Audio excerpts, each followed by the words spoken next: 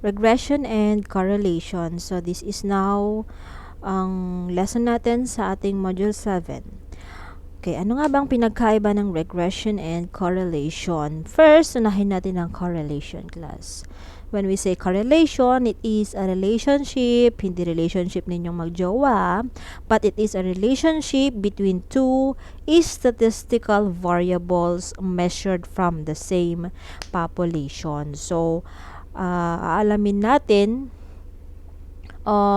when you do your research study or thesis, when we talk about correlation, ano bang relationship ng dalawang variables mo? Yun yung measure mong variable sa study mo. Yun yung correlation. Meron ba silang, is it significantly correlated or not? So, meron ba silang kaugnayan sa isa't isa or wala naman silang kaugnayan sa isa't isa? So, yun yung correlation. Ano nga ba ang purpose ng correlation analysis? No, in correlation analysis, ang purpose nito ay to measure the strength or closeness of the relationship between the variables. Sabi ko nga, gaano ba meron ba silang kumbaga are they close enough, no? Mayroon bang kinalaman yung isang variable sa isa mo pang variable na mina-measure or wala naman? Is it strong or is it kung gaano ba ka-strong yung relationship nung variables mo, hindi yung relationship ninyong dalawa.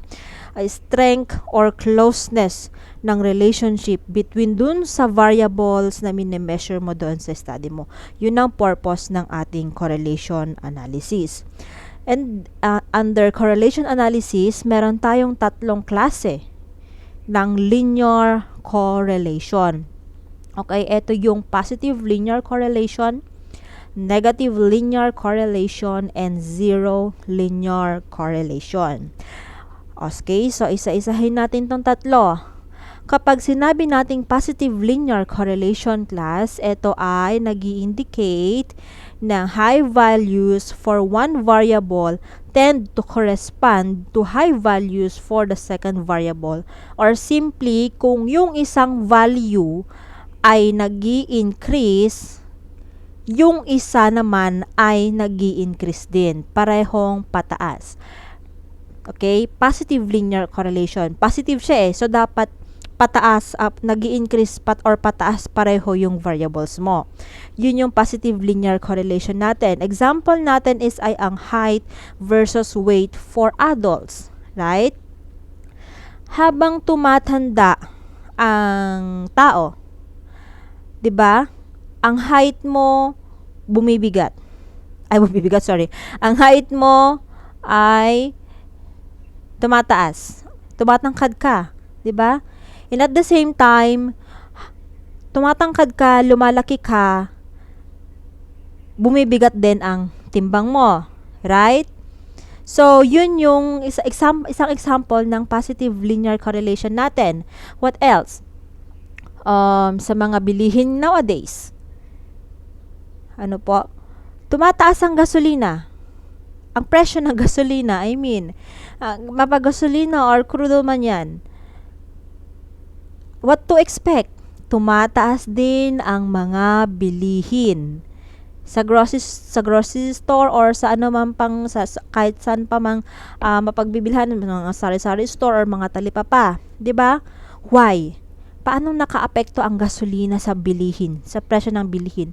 Paano ka ngayon mag-export, mag-i-import ng mga produkto kung hindi ka maggagastos ng gasolina? 'Di ba? Kaya naman, kung tataas ang presyo ng gasolina, tumataas din ang presyo ng mga bilihin. Okay, that is an example of positive linear correlation. Okay? Second is the negative linear correlation.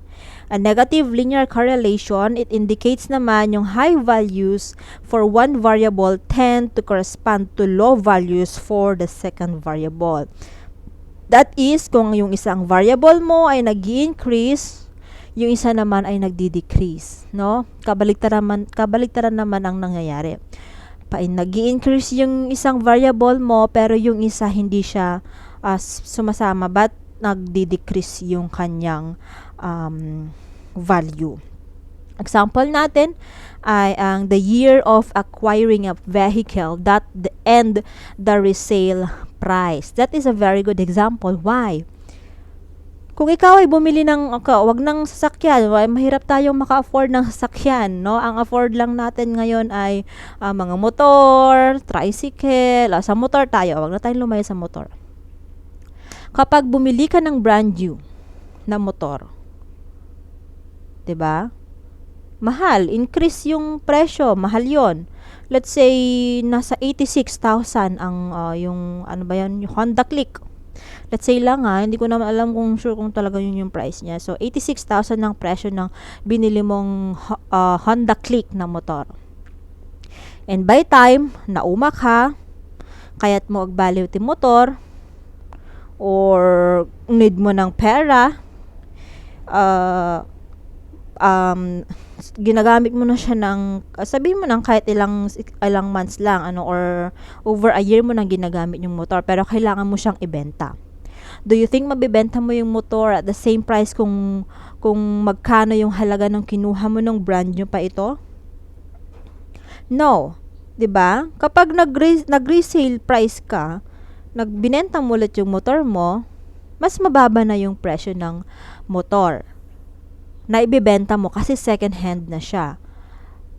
Unlike nung brand new na unang binili mo, is that talagang mataas yung presyo, but you cannot resell yung motor ng gaya na ng presyo nung kinuha mo pa ito nung brand new. And that is an example of negative linear correlation. Pangatlo, ito naman ay ang zero linear correlation. A zero linear correlation means that there is no linear relationship that exists between the variables. Ganito lang po ang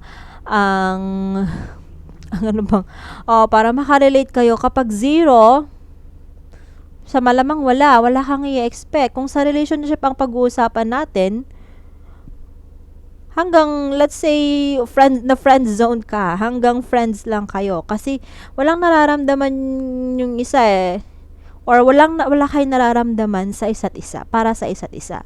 That is zero linear correlation. Okay?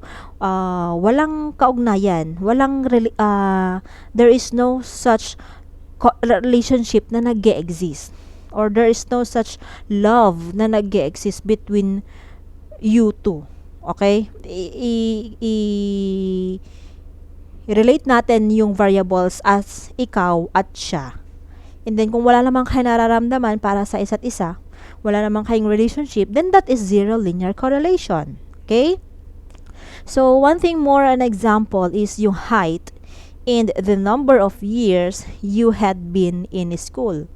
Ano nga bang kinalaman ng height mo sa kung ilang taong ka nang nag-aaral sa eskwelahan?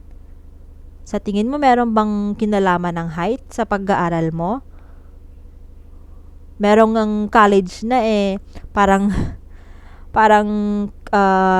elementary or high school pa lang ang height.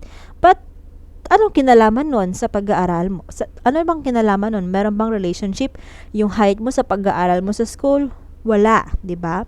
So that is an example of zero linear correlation. Okay? So yun yung tatlo nating klase ng linear correlation. Ulitin ko, we have positive linear correlation, negative linear correlation, and zero linear correlation. Okay? Now let's proceed to simple correlation. Okay? Sa simple correlation naman, mga anak, meron tayong independent variable at saka dependent variable. When we say independent variable, ito yung variables that can be controlled or pick. Nako-control ang independent variable. Okay?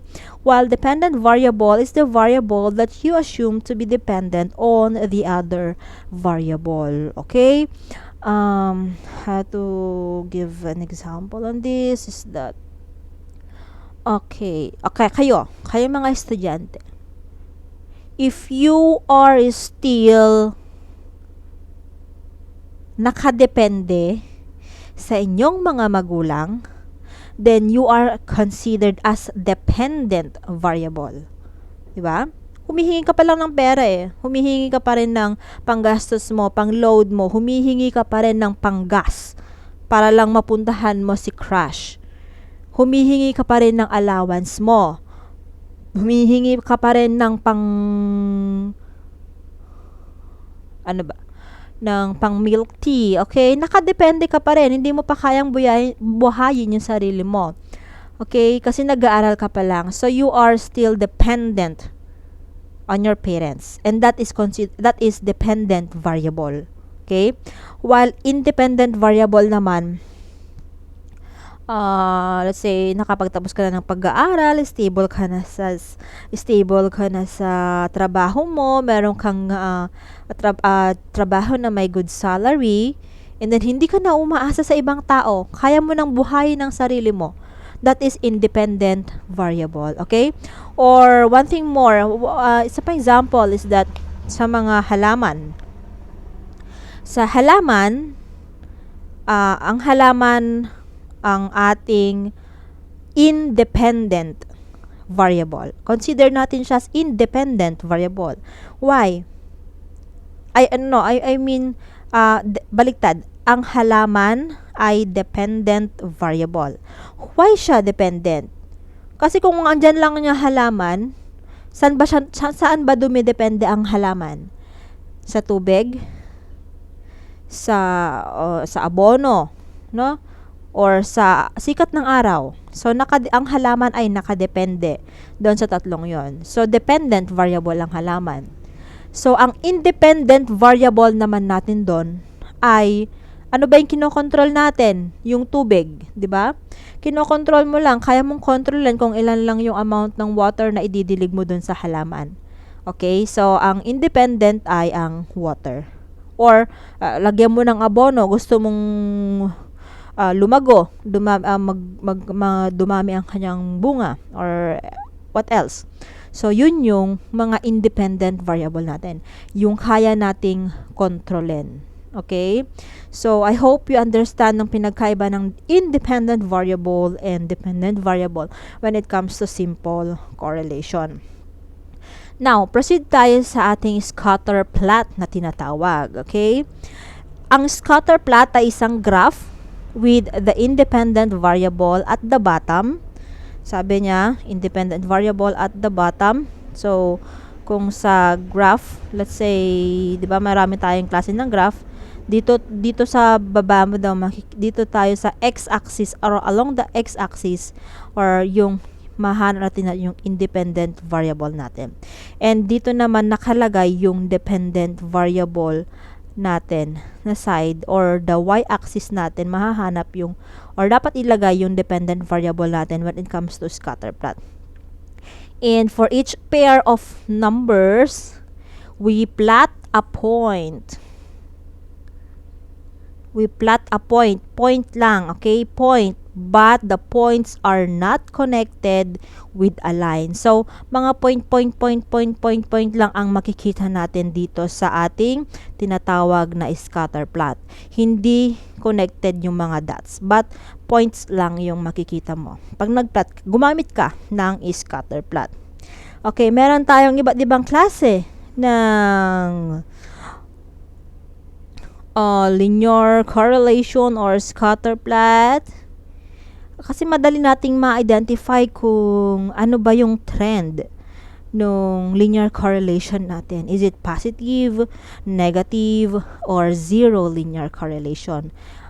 Pag meron tayong scatter plot. So, kapag positive linear correlation class, okay, positive general trend, ang general trend niya ay ng plotted points is from bottom left to the right. Okay? Meaning to say, kahit walang linya tayong makikita dito sa ating scatter plot, we can tell na pag nag-start yung plotted points dito, from left, pataas, papuntang right, meaning to say, meron tayong positive linear correlation. Okay? But, kapag ang trend ng scatter plot natin at nagsimula yung plotted points natin na top left, nagsimula sa taas sa left, pababa yung kanyang trends, papunta sa bottom right natin, meron naman tayong negative linear correlation. Okay?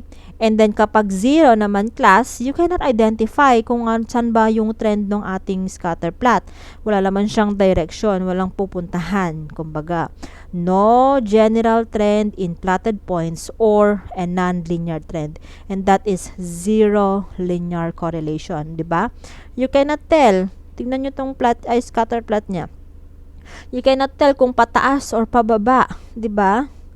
Yung kanyang trend. Kaya naman, kapag ganito na yung nakita mo sa scatter plot, this is already a zero linear correlation. Meaning to say, there's no linear relationship that exists between your two variables. Okay? So, next, examples are shown in your module. So, sa ating module, ayan.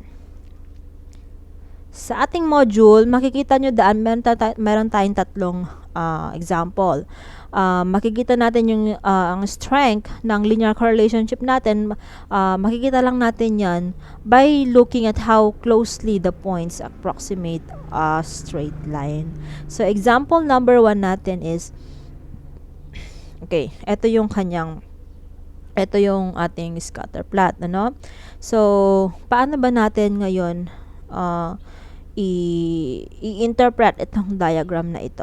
So, dito sa baba ay yung height, and then ano na nga ba ang height natin? 'Di ba dito sa baba as yung independent, and then dito naman sa taas or sa x-axis natin yung weight, or ito yung magsisilbing dependent variable natin.